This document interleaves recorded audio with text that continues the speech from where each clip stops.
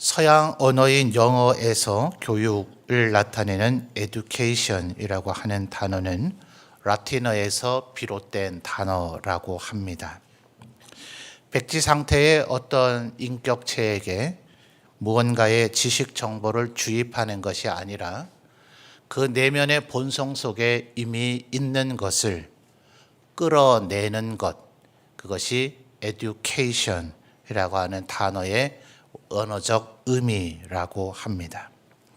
어떤 면에서 오늘 우리가 읽은 이 여호수아 18장의 모습은 바로 그 교육이 어떠한 모습인가 하는 것을 성경적으로 설명해 주는 좋은 말씀이라고 볼 수가 있을 것입니다. 이미 여호수아의 지휘 아래 7년 6개월 동안의 가나안 정복 전쟁은 끝이 났습니다. 그런데 이것이 이스라엘 가나안 땅 안에 있는 모든 7 족속을 완전히 진멸하고 그들이 죽어 사라져서 진공 상태가 됐다는 것이 아니라 여호수아서에 기록되는 것처럼 그곳의 주요한 거점 도시들 31개의 도시를 정복했다는 의미입니다. 우리 왜 이 삼남 지역이 그렇다 하지 않아요? 경상도를 경상도라 부르는 이유가 경주와 상주가 윽담 도시였었기 때문에 그렇다는 거죠.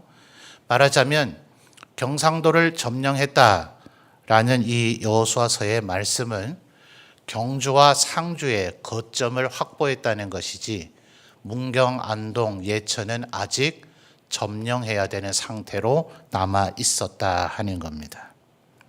그래서 3절 하반절을 보면 여호수아가 7 지파에게 이렇게 얘기하죠. 하나님 여호와께서 너에게 주신 땅을 그다음 뭐라고 얘기합니까? 점령하러 가기를 어느 때까지 지체하겠느냐라고 말하는 이유가 여기에 있습니다.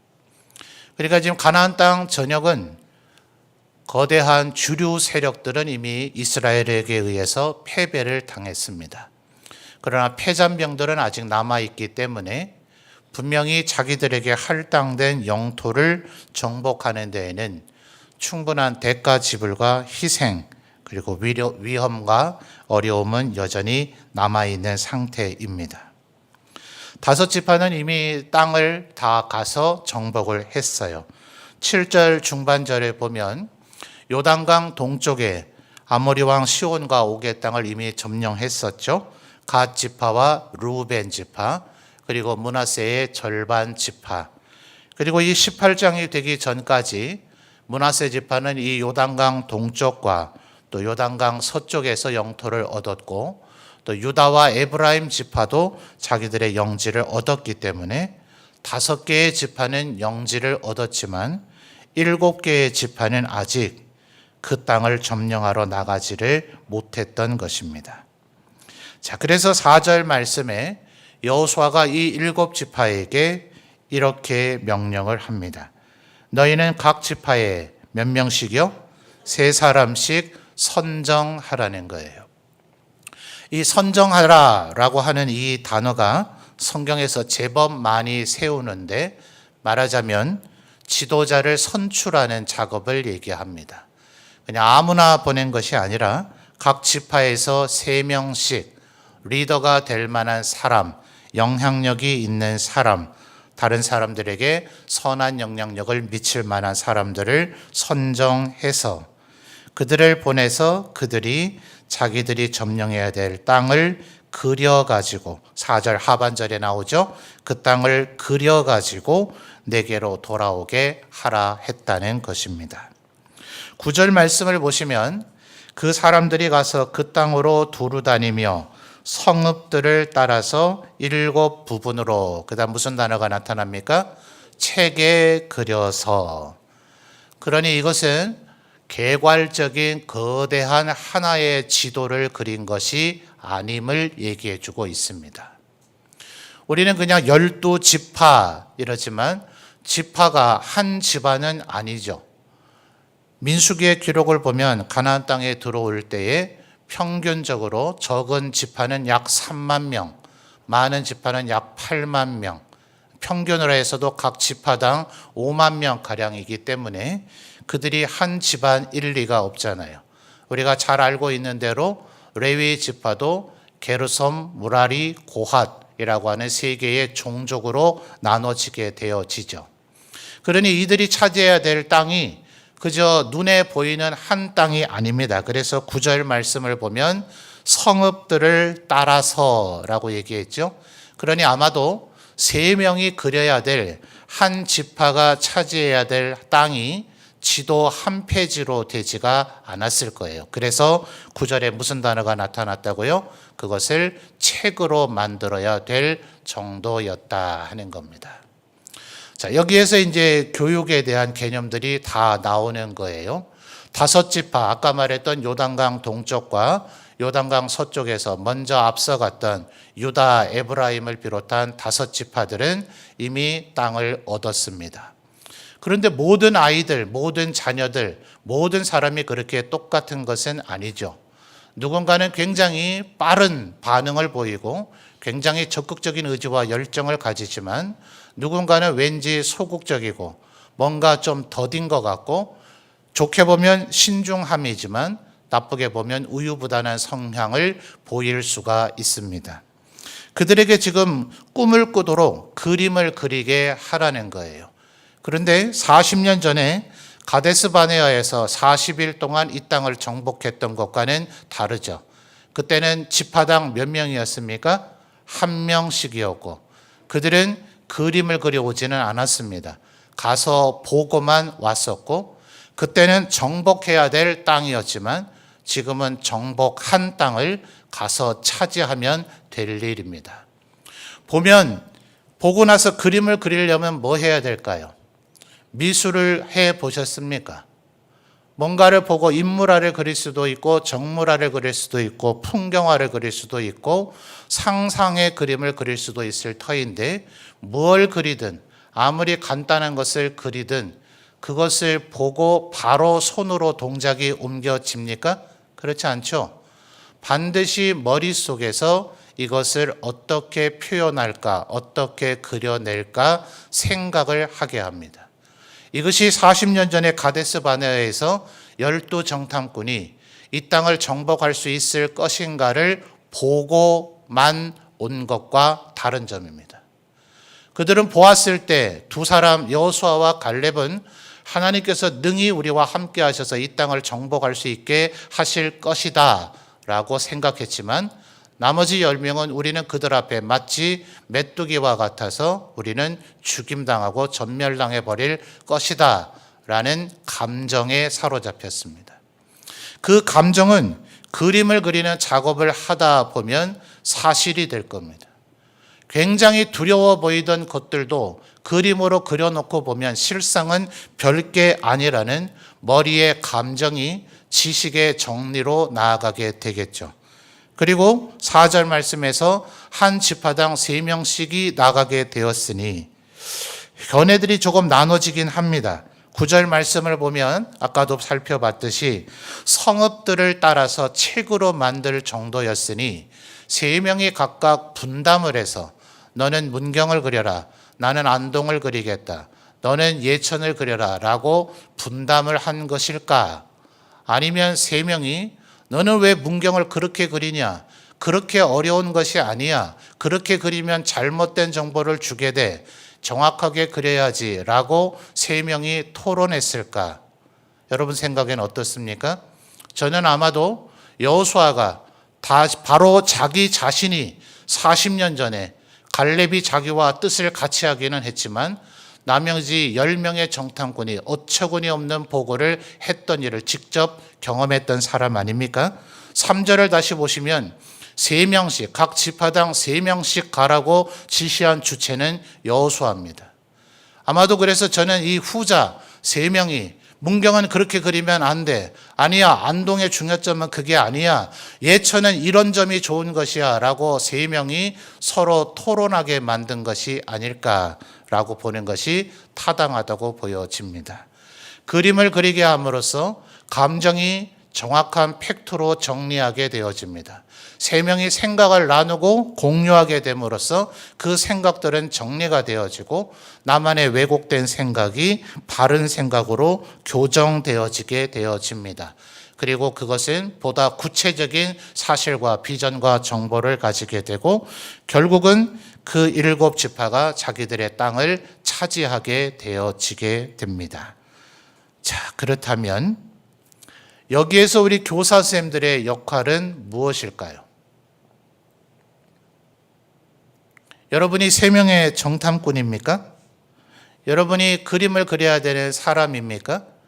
아니면 여러분이 이 3명 가운데 리더적인 역할을 하는 사람으로서 나머지 2명을 훈계하고 일깨워야 되는 사람일까요?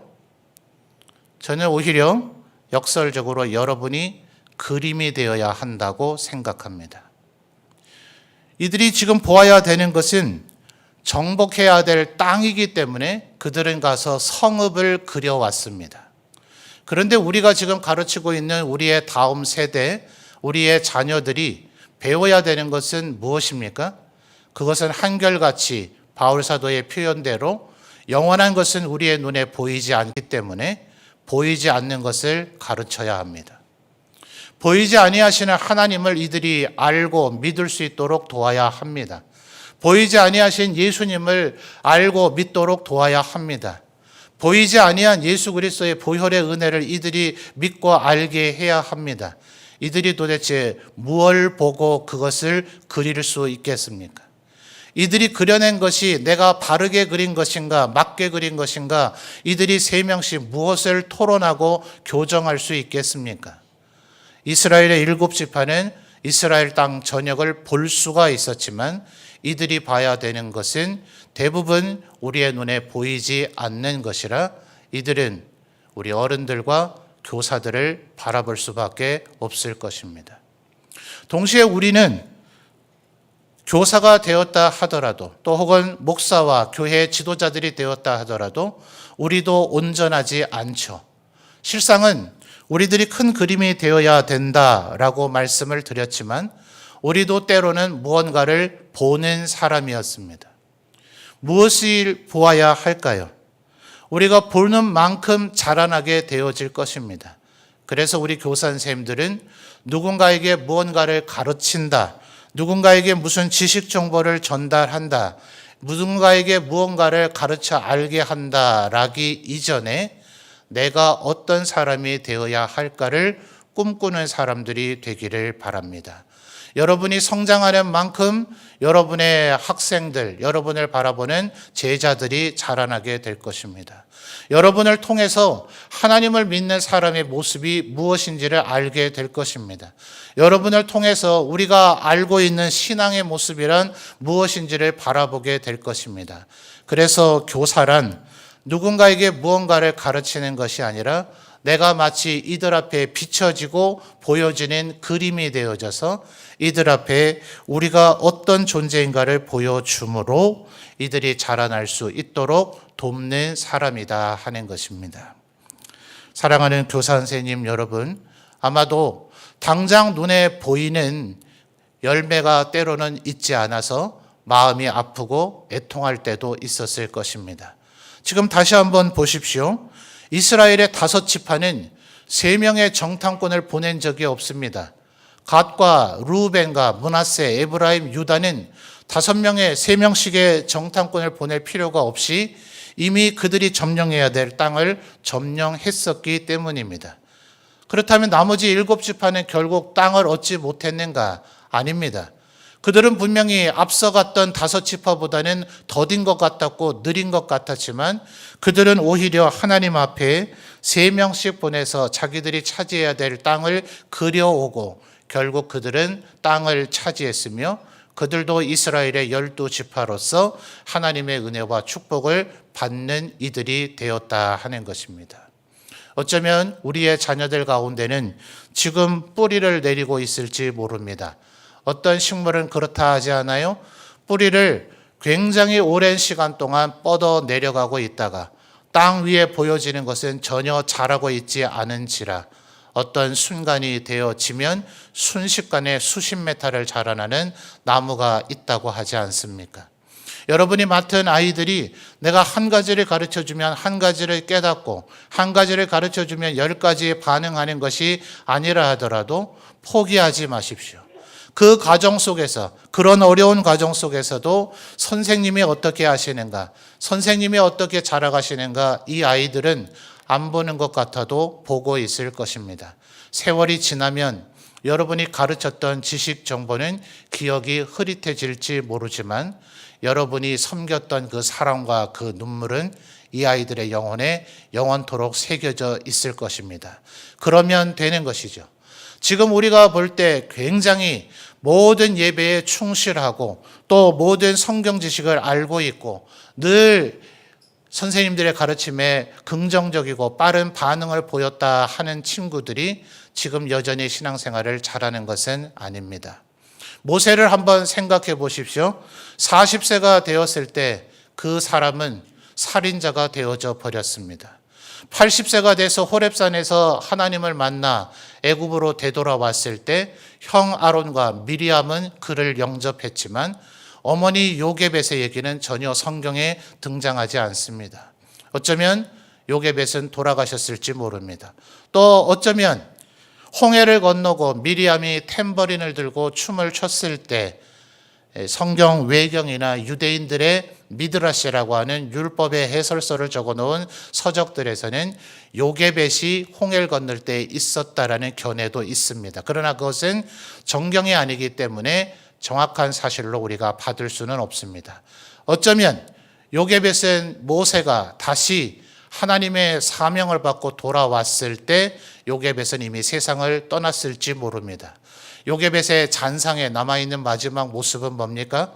내가 그토록 젖을 먹여서 키웠던 내 아들, 목숨을 걸고 지켜내고자 했던 내 아들이 40세의 살인자가 돼서 미디안 광야로 사라져버렸다. 아니요, 그게 끝이 아니죠. 미리암의 눈물을 모세는 기억하고 있었을 것입니다. 미리암과 그리고 요게벳의 사랑을 모세는 기억하고 있었을 것입니다. 그리고 그 사랑이 하나님의 은혜로 열매를 맺어 그는 이스라엘 민족을 이끄는 지도자가 되었습니다. 우리가 자라난다면, 우리가 우뚝 서 있다면, 우리가 그 어떤 상황에서도 하나님을 섬기는 믿음의 본을 보인다면 우리에게 맡겨진 아이들은 절대로 흔들리지 아니하고 하나님의 은혜 가운데 자라나게 될 것입니다. 그래서 교사를 한다는 것은, 목회자가 된다는 것은 누구를 가르치고 누구를 변화시키고 누군가에게 무엇을 주입시키는 것이 아니라 내가 하나님 앞에서 자라가는 것이구나. 목사인 저도 30대에 안수를 받아 목사가 됐을 때 성도를 변화시키는 것이 제 일이라고 생각했습니다. 세월 지나가면 지나갈수록 네가 하나님 앞에 엎드리는 것, 네가 하나님 앞에 다듬어지는 것, 네가 하나님 앞에 세워지는 것, 그것이 진정한 목회이구나 하는 것을 이제 조금 느끼고 있습니다. 사랑하는 교사 선생님 여러분, 너무 결과에 마음을 빼앗기지 마십시오. 내가 자라가면, 내가 그림이 되어지면, 내가 먼저 그림을 그리면 그림을 그리며 그림이 되어져가는 나를 바라보고 우리의 제자들은 또 주님을 따라오게 될 것입니다. 큰 그림을 그려가며 큰 그림 자체가 되어지는 우리 모든 교사 선생님들, 또 이 자리에 계신 우리의 어르신 스승님들이 되시기를 주님의 이름으로 축원합니다.